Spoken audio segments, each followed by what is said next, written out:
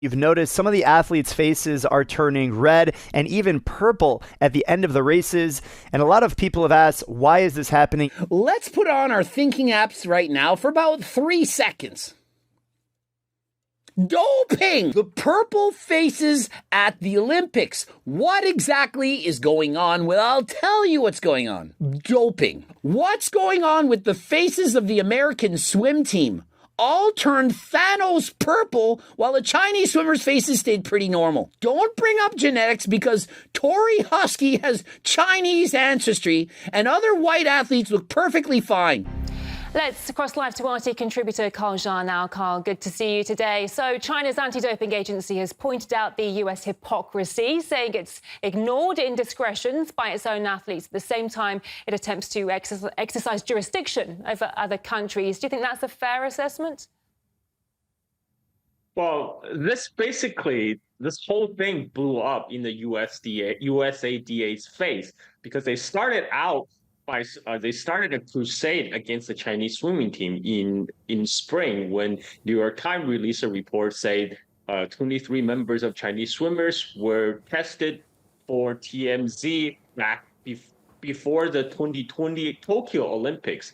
And right after that, the U.S. government immediately got involved. U.S. Congress threatened to cut funding to WADA, U.S. Justice Department, and FBI open case to investigate how these doping cases were handled.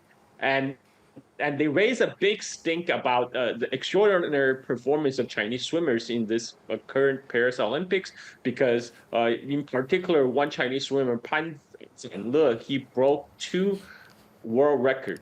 He broke his own world record, and all the U.S. coaches, their immediate response, "Oh, it got to be doping." The fact is, the Chinese swimmers that have been the most tested swimmers in the Olympics. On average, the average Chinese swimmer get tested 21 times versus 6 times for U.S. athletes.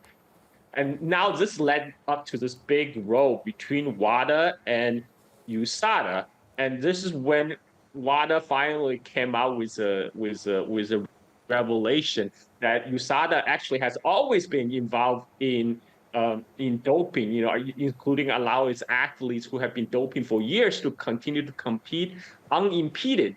And the excuse of USADA came up with was actually, this was because this particular elite athlete was involved in a involving a human trafficking and drug investigation by the FBI. And it sounded like a Hollywood movie. This is a perfect script for a James Bond movie. And like many people have pointed out, the U.S. athletes have an inordinate amount of athletes who are facing adversity in ADHD,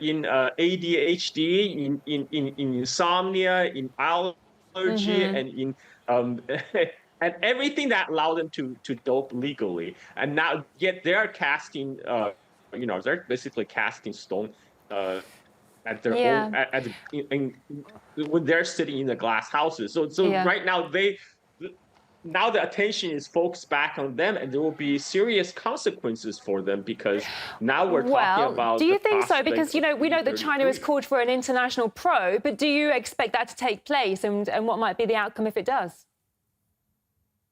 Well, one of the big consequences is that WADA, by awarding the 2034 Salt Lake Winter Olympics, had stipulated that they must not interfere with WADA, and USDA have to stop trying to police other countries' athletes.